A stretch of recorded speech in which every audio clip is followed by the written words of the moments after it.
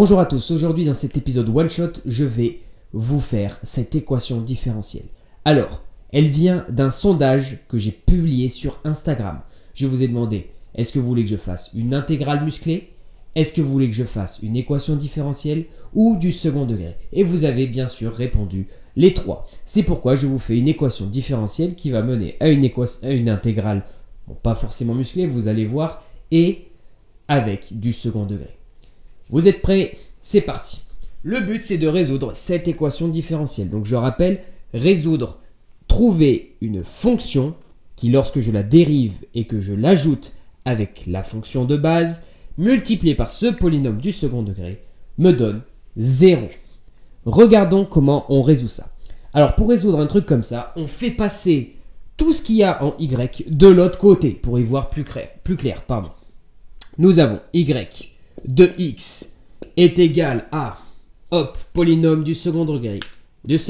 Décidément, j'arrive plus à parler. X carré plus x plus 1. Y de x. Ok, maintenant pour résoudre ça, j'ai oublié le prime bien sûr, on divise par y à droite et on divise par y à gauche. Ce qui nous donne y prime sur y de x. J'efface ici, il disparaît. Je l'efface gentiment. Et voilà, il nous reste le fameux polynôme du second degré. D'ailleurs, petite dédicace à mon élève Léonard qui adore les polynômes du second degré. Ici, je vais devoir intégrer à gauche, intégrer à droite. C'est parti. Alors à nouveau, pour les puristes, je fais du calcul formel. Donc, je sais que j'ai pas le droit d'écrire comme ça, mais vous savez que c'est la méthode classique pour résoudre une équation différentielle linéaire d'ordre 1. Ici, donc l'intégrale de ça, dx, on n'oublie pas le dx, c'est super important. J'intègre à gauche, j'intègre à droite. X carré plus x plus 1. Alors, on dit pas 1, on dit 1, parce qu'on est dans le sud-ouest, et dans le sud-ouest, on dit 1. Ici, on a ça. Donc, u' sur u, y' sur y. Ça vous fait penser automatiquement à la formule d'intégration, u' sur u. U' sur u correspond à ln de u. Ça me donne ici ln. Alors, logarithme ne paie rien, bien sûr. Ne l'invitez pas au restaurant parce qu'il ne paiera rien. Voilà, j'en connais plein des blagues nulles sur les maths. Donc, si vous voulez, c'est avec grand plaisir. Ici, nous avons une intégrale avec une somme. Nous pouvons distribuer l'intégrale sur chacune des sommes. Puisque vous savez très bien que la somme de l'intégrale, c'est l'intégrale de la somme.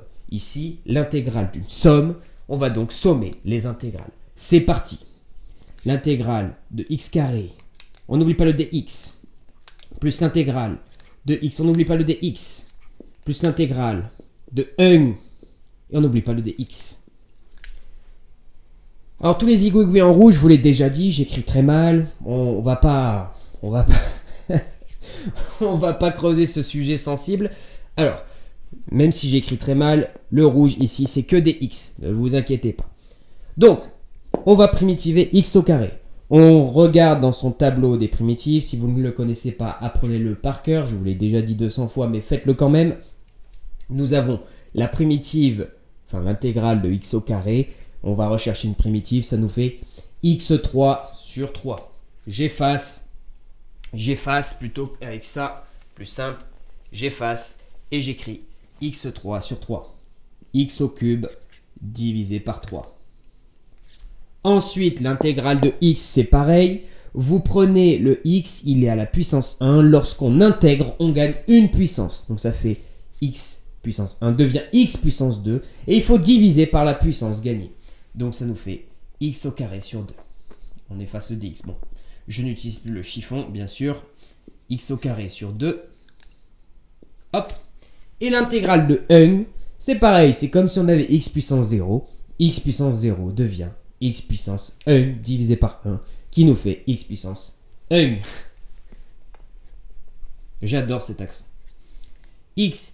Et là, pour les plus sages d'entre vous, vous savez, il faut ajouter le plus c. Si vous ne l'ajoutez pas, c'est 0. C'est interdit par la loi, c'est dangereux. Surtout dans le chapitre des équations différentielles. Alors pour le moment, on ne l'a pas vu en cours, donc je ne vous en veux pas. Mais lorsqu'on fera les problèmes de Cauchy, etc., si vous n'avez pas les solutions initiales, les conditions initiales, c'est bon. À ce moment-là, vous mettez le plus C ou pas, c'est pas grave. Mais si vous les avez, si je vous les donne avec le problème de Cauchy, comme je vous disais, à ce moment-là, il faut mettre le plus C et il faudra... Décidément, j'arrive plus à parler. Et il faudra déterminer la valeur de C. J'écris plus C. Et maintenant, on a gagné. Pourquoi on a ln de y égale ce truc-là? Il faut tuer le ln. Pour tuer le ln, vous appliquez l'exponentielle. C'est parti.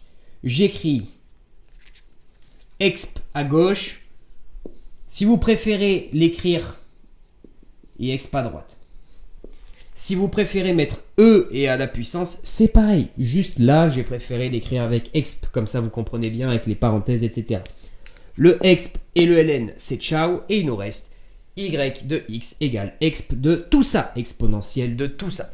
Je vais vous l'écrire de manière plus jolie, encadrer le résultat. Et on a finito pepito. Y de x est finalement égal à exponentielle. x3 sur 3 plus x2 sur 2 plus x et plus c. Finito. Pepito. Hop. Si vous êtes en prépa, si vous êtes en école d'ingé, si vous préparez un concours pour entrer dans une école d'ingé d'une quelconque façon, si vous êtes en études supérieures, en maths, spécialement en sciences, on va dire plutôt, la méthode, vous la faites sur le brouillon. Sur votre copie, vous mettez... On remarque que une solution de cette équation différentielle-là est cette fonction-là. Vous vérifiez votre résultat. Alors, le processus est différent. Vous ne montrez pas la démarche qui vous permet d'aboutir à ce résultat, mais vous mettez bien sûr votre copie en utilisant cette fonction-là, boum, et en l'injectant dans cette formule, boum, boum, boum, je trouve 0. Donc, la solution que je vous propose fonctionne. Et c'est comme ça que vous devez rédiger. Parce que comme je vous ai dit, c'est du calcul formel. C'est pas rigoureux. Ça vous permet juste de trouver le résultat. Parce que ici, je divise par y. Attention, je ne peux pas diviser par y si y fait 0 au bout d'un moment. Et on ne connaît pas la valeur de x, etc. Donc, il existe sûrement des valeurs de x pour lesquelles elle fait 0. Bon, ici, ça risque pas, c'est l'exponentielle. Mais... admettons, là vous êtes un peu compliqué. D'ailleurs, vous écrivez ln de y. Attention, si y est négatif, ça ne marche pas. Bon, là vous remarquez que la solution ici sera toujours positive.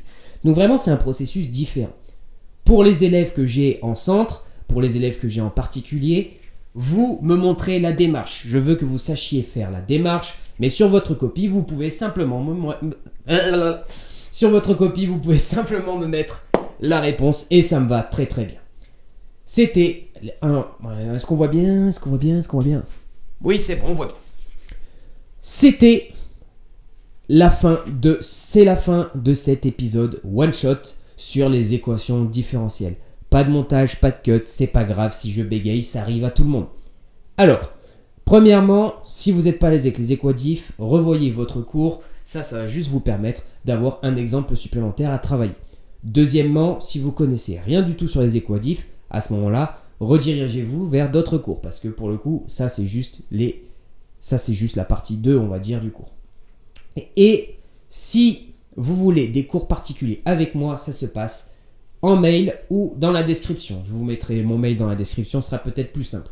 Je vous dis maintenant de vous abonner à mon Instagram, à ma chaîne YouTube et travaillez, révisez et réussissez votre année. Allez, ciao tout le monde.